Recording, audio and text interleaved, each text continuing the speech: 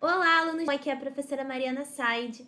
Na aula de hoje, a gente vai estudar a estrutura do DNA. Então, acompanhe aqui comigo nos slides.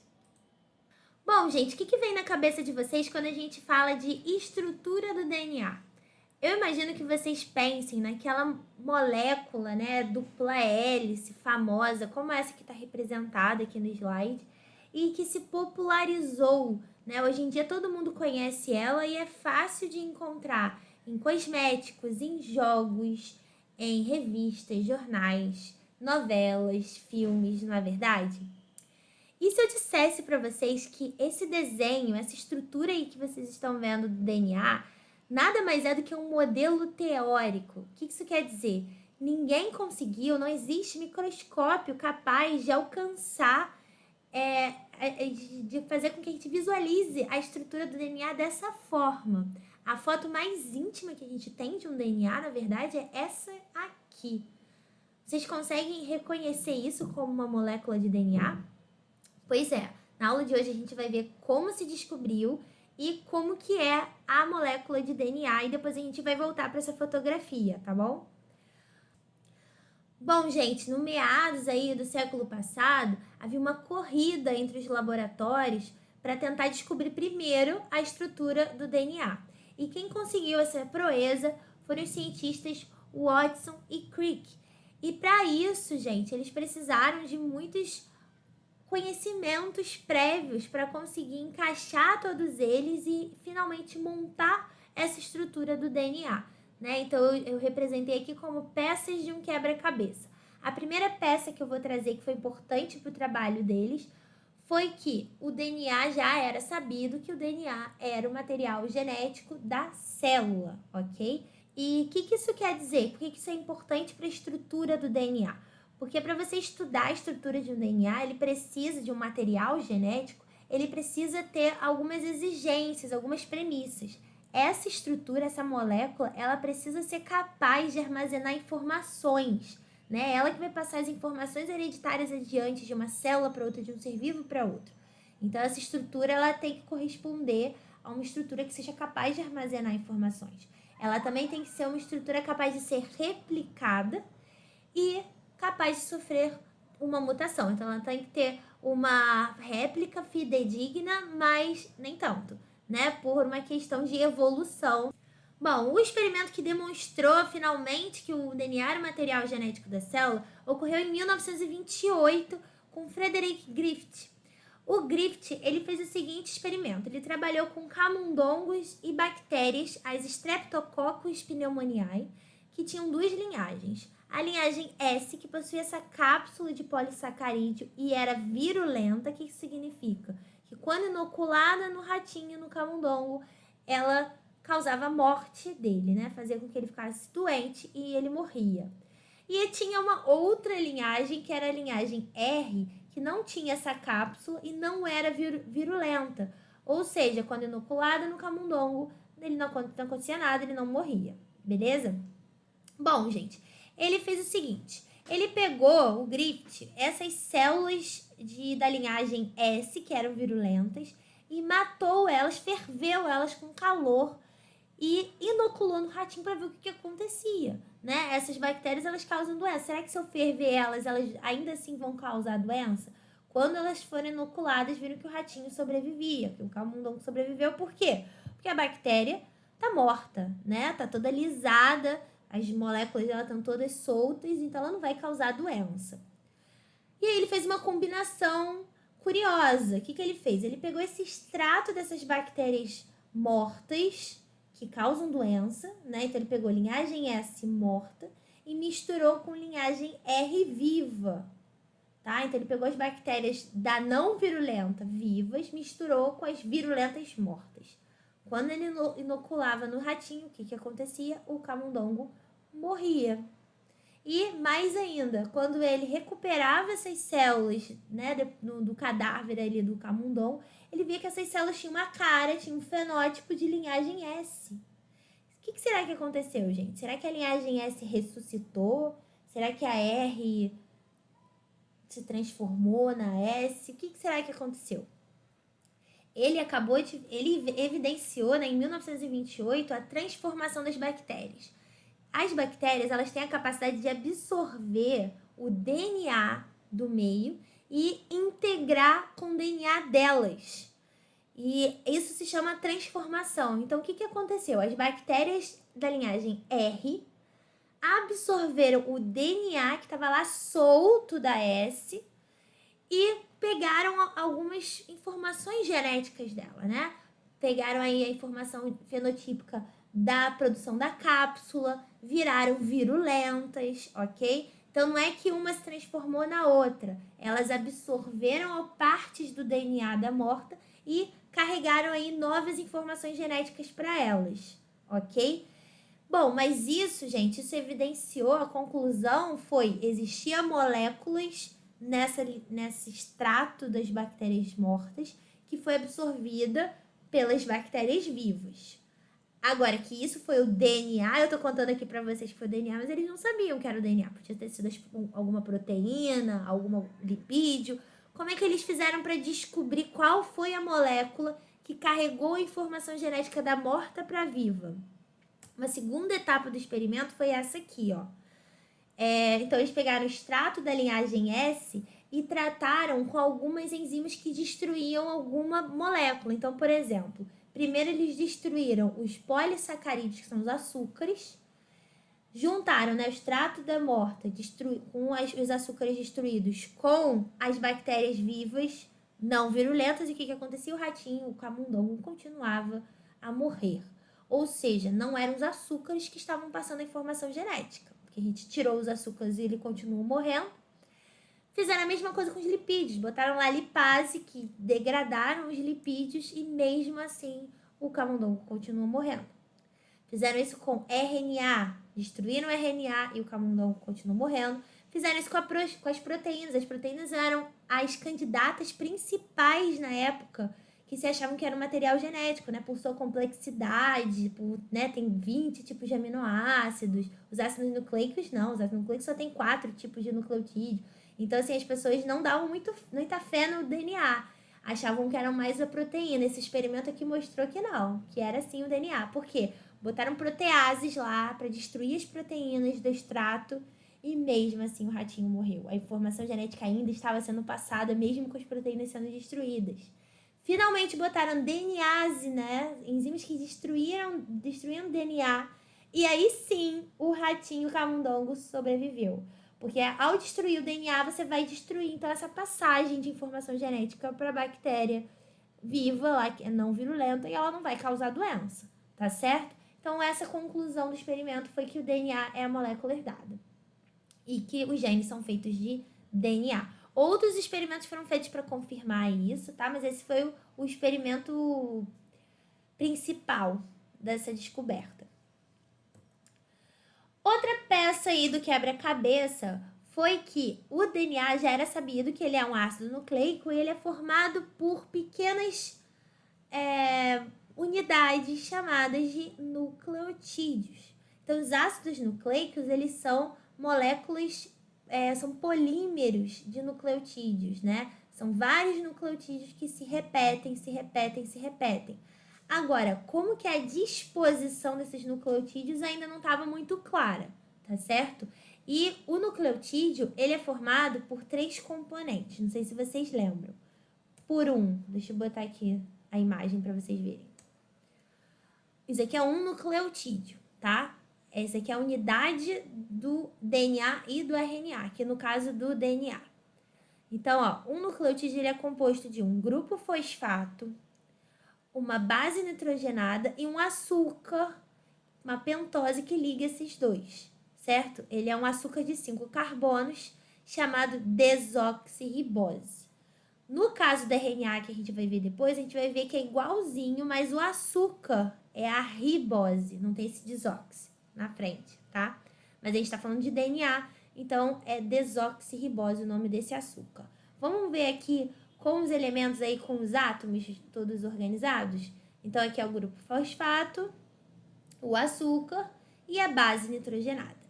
Um nucleotídeo é igual ao outro nessa parte aqui do fosfato e do açúcar. essa região aqui vai sempre ser igual de um nucleotídeo para o outro ali dentro da molécula do DNA. O que vai diferenciar é a base nitrogenada. Existem 4 tipos de base nitrogenada. Quais são mesmo? Adenina, guanina, timina e citosina. A, G, T, C, certo? Elas podem ser classificadas em bases purinas e pirimidinas. O que isso significa? A adenina e a guanina são purinas, elas têm 2 anéis, né? Aqui na estrutura química delas.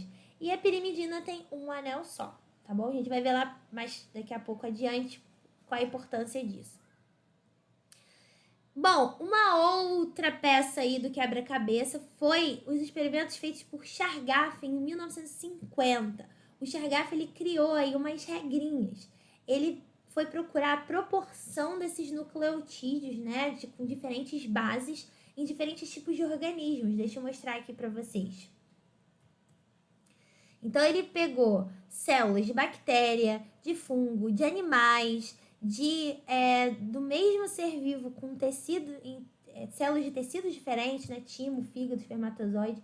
E aí ele foi medir a quantidade de A, a quantidade de T, a quantidade de G, a quantidade de C.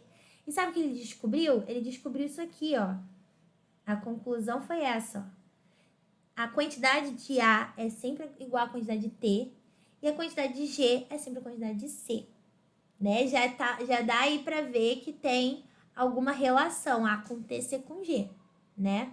E isso, gente, ele viu para todos os organismos. Todos eles a gente pode verificar aqui, ó. Adenina e timina tinham a mesma quantidade.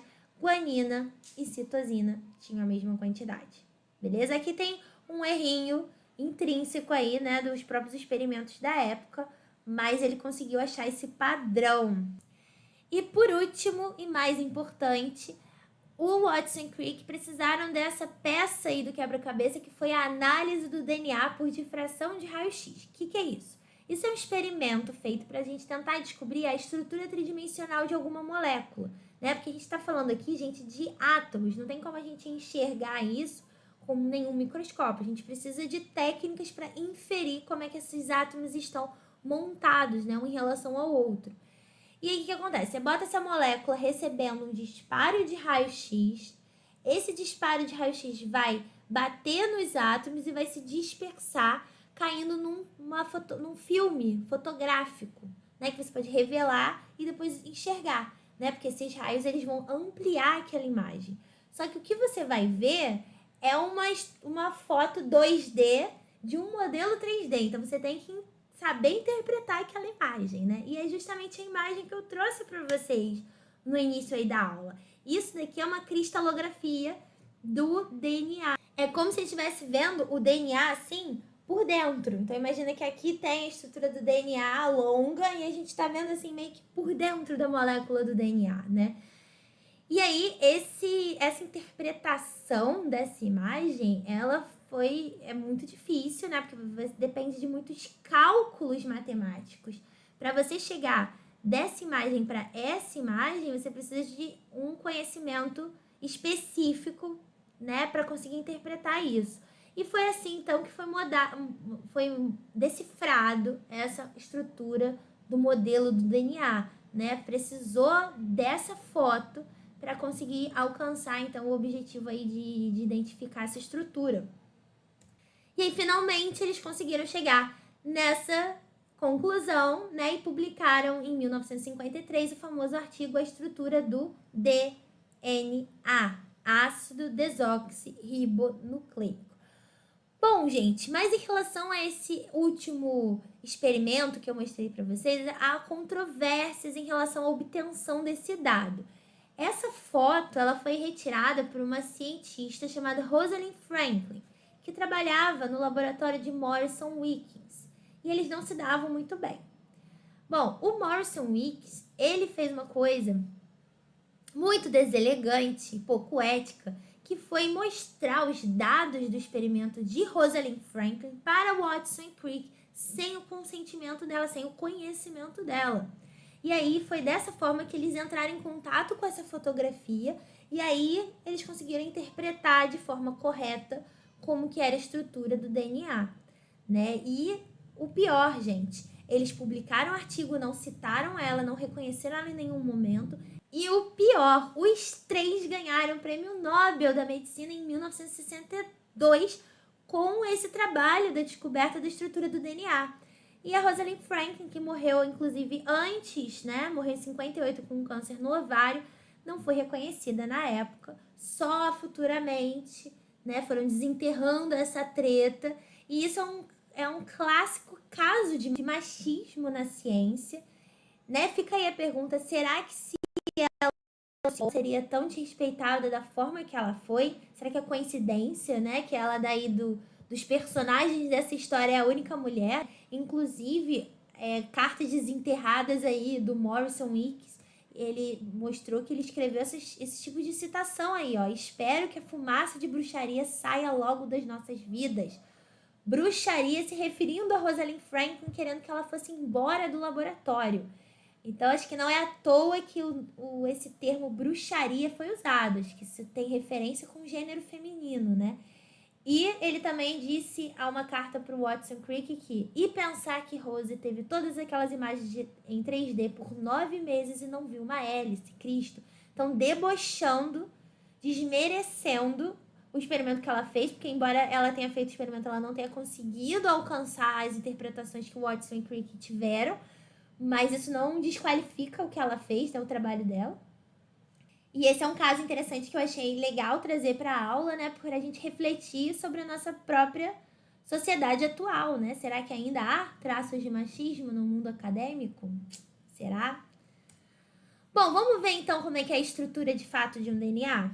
A gente sabe então que tem os nucleotídeos, né, que vão formar a estrutura de um ácido nucleico, e esses nucleotídeos eles se ligam da seguinte forma. O açúcar de um se liga com o fosfato do outro. Lembra que eu falei que esse açúcar é um açúcar de 5 carbonos? Eu vou enumerar eles aqui para vocês. Ó. Esse é o carbono 1, que está ligado à base nitrogenada. Esse aqui é o carbono 2. Esse aqui é o carbono 3, que está ligado à hidroxila, né, OH, que vai se ligar no fosfato do outro nucleotídeo. Aqui tem o carbono 4 e aqui tem o carbono 5, que se liga ao fosfato, ok? Então, o que acontece? A ligação de um nucleotídeo com o outro se dá da extremidade 3' de um com a extremidade 5' do outro, correto? Conseguiram visualizar que o 5', então, ele está ligado ao fosfato e o 3' ao OH, beleza? Então, esses nucleotídeos eles vão se ligar. Vamos ver aqui numa imagem melhor? Olha só a ligação desses nucleotídeos, ó. Então, aqui tem um nucleotídeo, aqui tem outro nucleotídeo, aqui tem outro, aqui tem outro. Essa ligação que é feita de um com o outro, vou marcar aqui, ó. Essa ligação aqui é a chamada ligação fosfodiéster. E ele vai, essa parte aqui do fosfato com açúcar, é a cadeia principal aqui de um ácido nucleico. Mas a gente sabe, né, a partir do modelo da estrutura do Watson Crick, que o DNA possui não só uma fita de nucleotídeos como essa que está desenhada aqui, né? Um nucleotídeo ligado no outro. O DNA ele possui 2 fitas de nucleotídeos, né? Então, os nucleotídeos eles ficam ligados um no outro, formando uma fita. E aí, a outra fita, que é chamada fita complementar, elas se ligam a partir das bases nitrogenadas que ficam no interior da molécula. Vamos ver essa imagem aqui melhor. Então, o que acontece? A partir daquela foto de cristalografia, deu para ver que o arcabouço, né, açúcar-fosfato fica na parte exterior da molécula e no interior ficam as bases nitrogenadas ligadas entre si. Mas não se liga qualquer base com qualquer base, como vocês já sabem, né? A timina liga com a adenina e G liga com C. É sempre essa combinação específica. A ligação que essas bases nitrogenadas fazem entre si são ligações de hidrogênio, ou pontes de hidrogênio. E essas pontes de hidrogênio, elas têm uma quantidade diferente em cada par. No par T e A, né, A com T, forma 2 pontes de hidrogênio e G e C formam 3 ligações de hidrogênio, ok? E como vocês também podem ver, uma tá de cabeça para baixo em relação à outra, uma fita tá de cabeça para baixo em relação à outra fita. A gente diz que elas têm polaridades opostas, elas são antiparalelas. Porque, presta atenção, lembra que eu falei que o fosfato está ligado no carbono 5' e a hidroxila está ligada no carbono 3'? Então, uma fita de DNA, ela sempre vai ter uma extremidade que tem um fosfato livre, 5', e uma extremidade que tem uma hidroxila livre, que é o 3', correto? Então, sempre existe uma extremidade 5', uma extremidade 3'. Na fita complementar, né, do lado, as extremidades vão ser o contrário. Então, enquanto uma tem extremidade 5', 3', a outra tem 3', 5'. Beleza? Essas duas fitas se torcem, formando essa estrutura de hélice, né, famosa aí do DNA. E não dá para ver nessa imagem, porque essa imagem aí é 2D, né? Precisaria de um modelo 3D para a gente conseguir visualizar. Mas essas duas fitas, elas estão sempre na mesma distância uma da outra. Embora elas fiquem torcidas, elas continuam equidistantes uma da outra. Isso só é possível porque esse pareamento específico que a gente viu, nesse pareamento específico acontece a seguinte combinação. Sempre uma purina se liga com uma pirimidina. Sempre uma base com 2 anéis se liga com uma base com 1 anel. Se acontecesse as outras combinações, essa distância entre as fitas ia variar, né? Se acontecesse uma combinação de purina com purina, ia ficar uma fita mais afastada da outra. Se acontecesse pirimidina com pirimidina, ia ficar mais junta. O que acontece é sempre esse pareamento, uma purina com uma pirimidina. Vamos lembrar qual é qual? Ó, as pirimidinas são o C e o T. E as purinas são o G e o A. Então, A sempre liga com T e C sempre liga com G. Ok? Isso aqui é um resumo, né, do que a gente acabou de falar. Bom, gente, nesse artigo do Watson Crick, né, que eles fizeram, inclusive eu vou disponibilizar para vocês, né, no original que está em inglês, mas eles têm uma página só, eles foram bem sucintos ao explicar a estrutura do DNA. E aí, nesse artigo, eles falam: não escapou da nossa atenção que o pareamento específico que nós postulamos sugere imediatamente um possível mecanismo de cópia do material genético. Então, essa estrutura do DNA, ela é importante para a gente também conseguir entender como ele é replicado. Porque, já dando spoiler aí da próxima aula, a replicação do DNA acontece da seguinte forma: as duas fitas elas têm que se desassociar, né, perder essas pontes de hidrogênio, e aí cada uma delas vai servir de molde para outra. Então, esse pareamento específico de A com T, C com G, já sugere que há a possibilidade de uma fita servir de molde para a criação de outra, tá certo? Bom, gente, como a gente vê, a própria estrutura do DNA já sugere como que deve ser a sua replicação. Por quê? Por conta desse pareamento específico das bases. A partir de uma única fita de DNA, a gente consegue deduzir como que é a fita complementar dele. E é dessa forma que acontece a replicação. Olha aí na imagem abaixo. As fitas do DNA se abrem e aí cada uma delas vai servir de molde para a criação de uma nova fita, formando então duas moléculas idênticas entre si e idênticas à molécula mãe, né? A molécula que deu origem a elas. E esse modelo de replicação se chama semiconservativo. Por quê? Porque uma das fitas da molécula, né, filha vai ter a fita parental original e a outra fita vai ser uma fita nova, por isso que é semiconservativo. Bom, esse modelo teórico foi criado assim que a estrutura do DNA foi descoberta, mas aí faltavam alguns experimentos para evidenciar, para comprovar que acontecia esse tipo de replicação. Surgiram também novas hipóteses, né? Essa que a gente acabou de ver, o modelo semiconservativo, também tinha o modelo conservativo e dispersivo. No conservativo, as duas fitas elas também se abrem para servir de molde para fitas novas, só que essas fitas novas elas se ligam entre si, formando uma molécula de DNA totalmente com fitas novas, e as fitas antigas, né, as originais parentais, elas se reconectam, formando uma molécula inteiramente de fitas antigas, de fitas parentais. Esse é o modelo conservativo. No dispersivo, cada fita de DNA possui um trecho parental, um trecho novo, um trecho parental, um trecho novo, ok? E como que a gente pode fazer experimentos para comprovar qual é o modelo correto? Os cientistas chamados Meselson e Stahl, eles fizeram um experimento utilizando a bactéria E. coli em um meio de cultura contendo nitrogênio 15, que é um isótopo pesado do nitrogênio. O nitrogênio padrão normal, ele é N14, né? E aí, o que acontece? Quando essas bactérias estão vivendo por gerações e gerações no meio de cultura que só tem disponível N15, elas vão incorporar esse nitrogênio nas suas moléculas. E qual é a molécula que a gente está estudando que tem nitrogênio? O DNA. Lembra que o DNA ele é composto por bases nitrogenadas. Então, esse DNA aí dessas bactérias que estão vivendo nesse meio, eles são mais pesados por conter N15, ok? E aí, depois de várias gerações, eles passaram essas bactérias para um meio de cultivo com nitrogênio 14, mais leve. E aí, dessa forma, eles vão conseguir medir, através da densidade do DNA, qual é a fita parental do DNA e qual é a fita nova do DNA, certo? E como que a gente pesa esse DNA? A partir de centrifugação.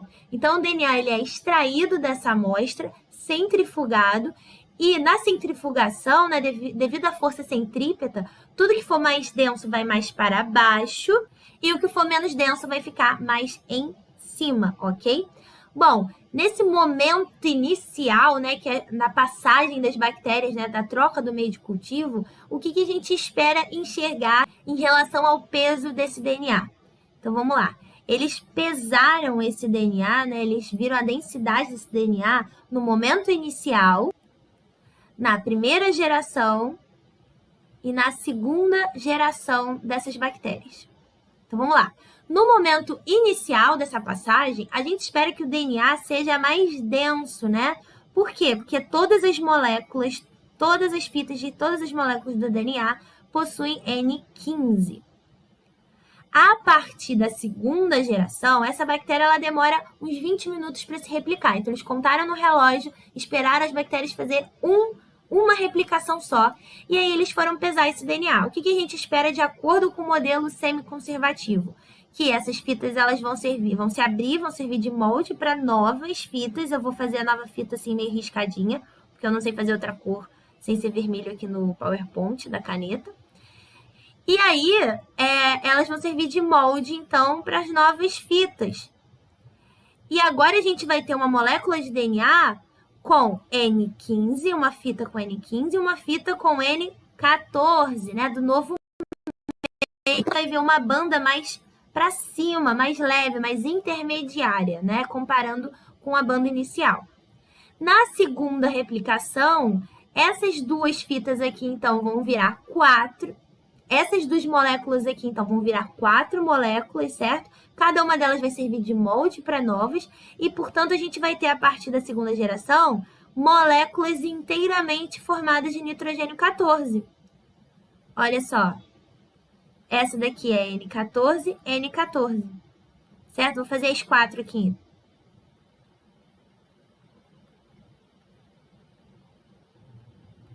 Então, a gente ainda tem moléculas com peso intermediário, né? Que tem N15 e N14.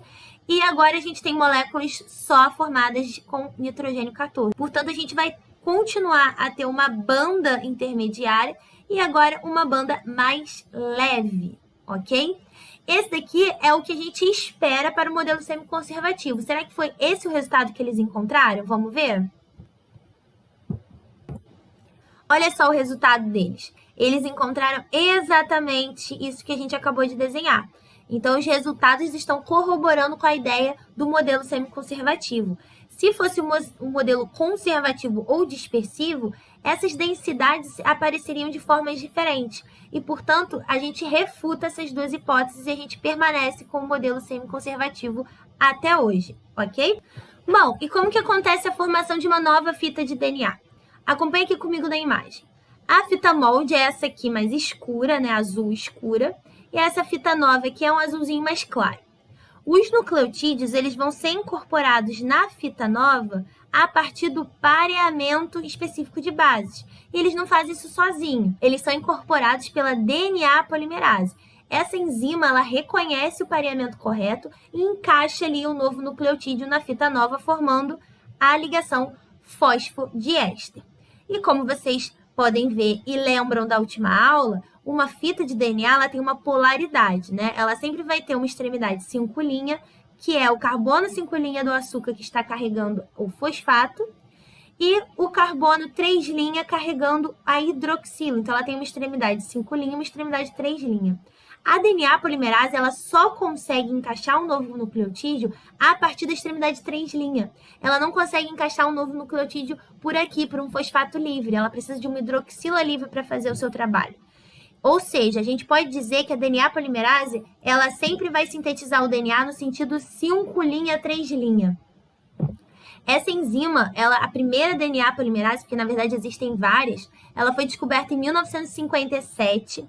E, gente, a partir de agora eu vou mostrar enzimas e proteínas que participam do processo de replicação e eu vou nomear elas de acordo com a replicação que ocorre em procariotos. Por quê? Porque em eucariotos é mais complexo, é mais complicado. Eu quero usar um esquema mais simplificado e a essência é a mesma. Em procariotos, a DNA principal, a DNA polimerase principal é a DNA polimerase 3, tá? Que vai sintetizar, alongar a molécula de DNA. Bom, antes da DNA polimerase chegar lá e fazer seu trabalho de encaixar os novos nucleotídeos, né, sintetizar o DNA, a gente viu que a primeira coisa que tem que acontecer nesse processo todo é o quê? A abertura das duas fitas de DNA. Essas pontes de hidrogênio elas têm que ser rompidas e as duas fitas liberadas para servir de molde. Nesse local onde acontece a abertura do DNA, se chama forquilha de replicação.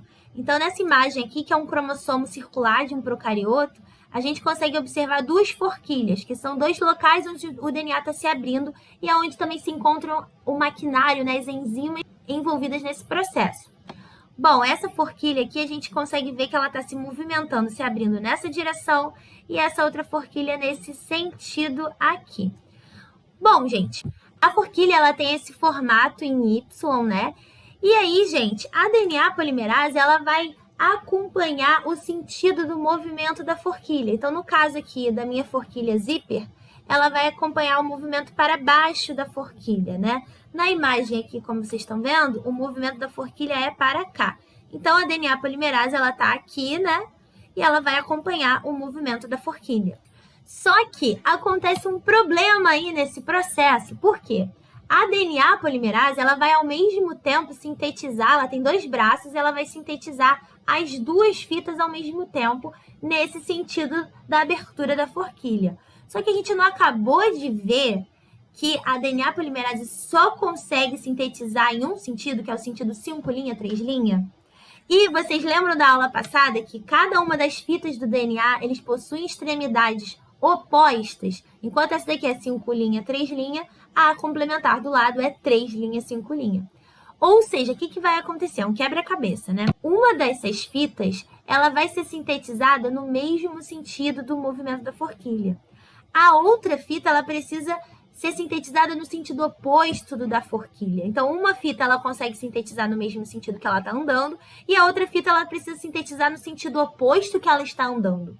E aí, qual foi a solução louca para isso? É uma solução tridimensional que eu não vou conseguir demonstrar aqui direito para vocês, depois a gente vai ver uma imagem melhor para vocês visualizarem, mas uma das fitas, que é a fita que não consegue ser sintetizada na mesma direção da forquilha, ela vai ser dobrada, e aí dessa forma a DNA polimerase consegue sintetizar ela. Olha a gambiarra que ela faz. Ela então dobra a fita que não consegue ser sintetizada no mesmo sentido, e aí ela consegue sintetizar ela no sentido correto que ela está andando. Só que aí ela precisa sintetizar, puxar um pouquinho da fita, sintetizar mais um pouquinho, puxar um pouquinho da fita, sintetizar mais um pouquinho. Ela está sempre tendo que começar do zero essa síntese. Por isso, a fita que ela... Ó, acompanha aqui comigo na imagem agora. A fita aqui de baixo, ó, é a fita amarelinha, 5', 3', ou seja, ela vai ser alongada nessa direção. Essa fita aqui é a fita que eu falei para vocês que ela é sintetizada no mesmo sentido da forquilha. O nome dessa fita é fita contínua ou fita líder. A fita de cima, essa amarelinha aqui, olha só a extremidade dela, 5', 3'. Ela é alongada nesse sentido, né, o oposto do movimento, e, portanto, ela se chama fita descontínua ou fita retardada. Por quê? Porque a DNA polimerase precisa estar sempre recomeçando a síntese ali. Esses fragmentos da fita descontínua, eles não estão ligados entre si, eles vão ser posteriormente conectados, e o nome desses fragmentos é fragmentos de Okazaki. Bom, além da DNA polimerase só conseguir sintetizar o DNA em um sentido, que é o sentido 5', 3', ela possui mais uma outra limitação, que é o quê? Ela não consegue iniciar o processo. Ela precisa da ajuda de uma enzima chamada primase para botar os primeiros nucleotídeos da fita nova. Ela consegue alongar uma fita pré-existente, mas ela não consegue começar uma fita, entende? Então a primase vai chegar lá, vai colocar alguns nucleotídeos para DNA polimerase 3, no caso aí dos procariotos, fazer o seu trabalho e alongar toda a fita de DNA. Essa primase, ela coloca nucleotídeos de RNA, que posteriormente também vão ser substituídos por nucleotídeos de DNA. Bom, isso aqui é um resumo sobre a primase. E aí, gente, o que acontece? Lembra que tem uma fita que é a fita contínua e tem a outra fita que é a descontínua. Na descontínua, esse processo da primase chegar lá, colocar o iniciador, vai ter que estar sempre acontecendo, porque a DNA polimerase ela está sempre começando a síntese nessa fita, formando os fragmentos de Okazaki. Lembra que eu falei para vocês que esses nucleotídeos de RNA eles têm que ser substituídos por DNA? Vai chegar lá uma outra enzima chamada DNA polimerase 1. Vamos esperar ela chegar. Ó. Chegou a primase, botou o iniciador. DNA polimerase 3 está sintetizando o DNA. Aí agora vai chegar a DNA polimerase 1. Olha ela chegando aí. Ó. O que ela vai fazer? Ela vai substituir esse verdinho, esse nucleotídeo de RNA por DNA. E por fim vai chegar a DNA ligase conectando esses fragmentos de Okazaki. Ufa, né? Muita enzima participando desse processo. Vocês não viram nada. Olha só, isso aqui é um resumo do que a gente acabou de ver. Olha só quantas proteínas e enzimas participam, além dessas que eu falei para vocês. Quais são as que a gente já falou mesmo? A gente acabou de falar da DNA polimerase 3, que é a principal, que catalisa, né, a reação aí de síntese do DNA. A gente acabou de falar da primase, que é a enzima que coloca o primer, né, o iniciador de RNA para começar o processo. A gente viu a DNA polimerase 1, que vai substituir esse primer de RNA por DNA. E a ligase, que vai ligar esses fragmentos de Okazaki. Quais são as outras que eu quero que vocês conheçam? Bom, a fita de DNA, quando ela vai se abrindo, ela não se abre sozinha, né? Existe uma enzima chamada helicase, olha aí na imagem, ó. Helicase, que fica aqui na pontinha da forquilha da replicação, para fazer o quê? Para fazer com que as fitas se desnaturem, percam aí as pontes de hidrogênio. E existem algumas proteínazinhas chamadas proteínas de ligação à fita simples, que vão auxiliar aí, vão se ligar nas fitas simples do DNA e vão ajudar, vão fazer com que elas não se voltem a se conectar, porque o DNA ela tem essa capacidade de se hibridizar naturalmente. Né? As fitas elas se complementam e elas se atraem entre si. E aí, botando essas proteínas aqui, fazem com que elas permaneçam abertas. Outra enzima também importante é a topoisomerase, que fica lá na frente do processo, né? Antes da forquilha ser aberta. Porque imagina o seguinte, gente, esse modelo que eu trouxe para vocês aqui de zíper, ele está muito linear. Lembra que o DNA ele é todo torcido, né? Ele forma uma hélice. E aí, quando a gente vai abrindo essa hélice, começa a embolar lá na frente, né? Imagina um fone de ouvido que você pega ele e, sem tirar o nó, começa a abrir as duas extremidades. Vai formar um nó pior, né? Vai embolar muito mais. E isso acontece com o DNA também. Então, essa topoisomerase, ela fica lá na frente, aliviando essa tensão. Ela quebra uma fita de DNA, dá uma volta, religa, ela dá um jeito lá para o DNA, então, não se danificar, ok? Existe uma outra proteína aqui também, que é um grampo, que segura a DNA polimerase na fita de DNA para ela não se soltar, tá? Repara, gente, que isso tudo aqui é a DNA polimerase 3. Ela tem dois braços, um para uma fita que é a fita líder, outra para outra fita que é a fita retardada. Vocês estão conseguindo ver que a fita retardada, né, ou descontínua, ela dá aquela volta que eu falei para vocês, aquele loop? Isso tudo por quê? Porque a enzima só consegue sintetizar 5 linhas, 3 linhas, tadinha. Ela precisa fazer essas gambiarras todas para conseguir dar certo a replicação do DNA. Ufa, quanta coisa, né? Agora a gente vai ver junto um vídeo que está disponível no YouTube desse processo todo que a gente viu da replicação do DNA. E aí vai ser mais fácil de a gente conseguir visualizar porque é uma animação em 3D. Então vamos lá ver o vídeo?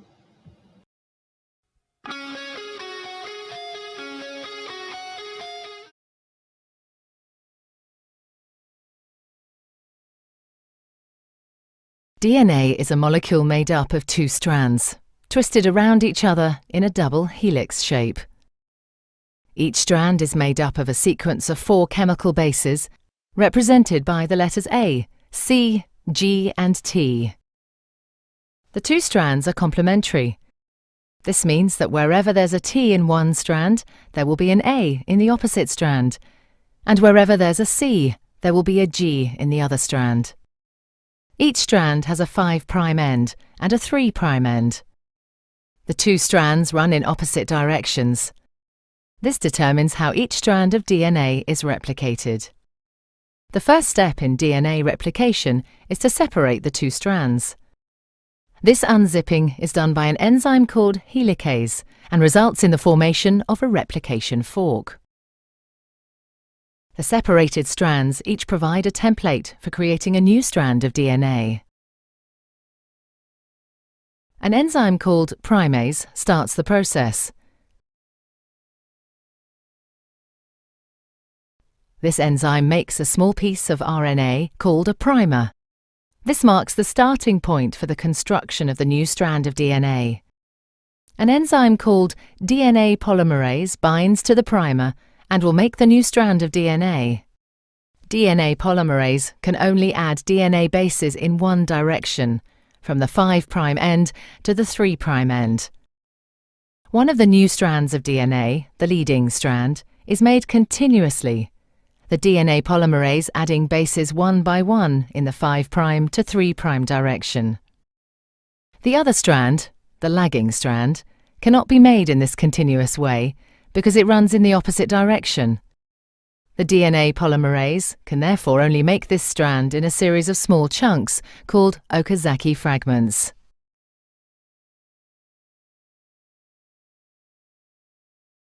Each fragment is started with an RNA primer. DNA polymerase then adds a short row of DNA bases in the 5' to 3' direction.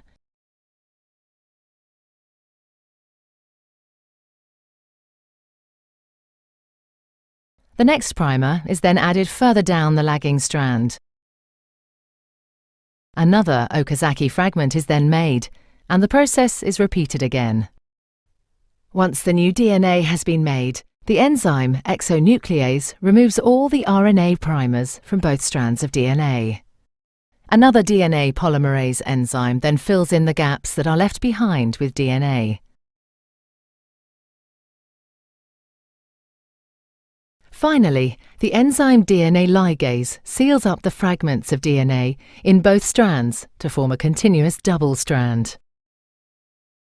DNA replication is described as semi-conservative because each DNA molecule is made up of one old, conserved strand of DNA and one new one. E aí, gostaram do vídeo? Legal, né? Muito mais fácil de entender esse processo observando uma animação 3D. Bom, e como é que esse processo termina? Quando num DNA circular as forquilhas se encontram, ou num DNA linear, quando as forquilhas chegam na extremidade aí do cromossomo. O nome dessas extremidades de um cromossomo linear se chama telômero, e existe um problema inerente à replicação dessas extremidades.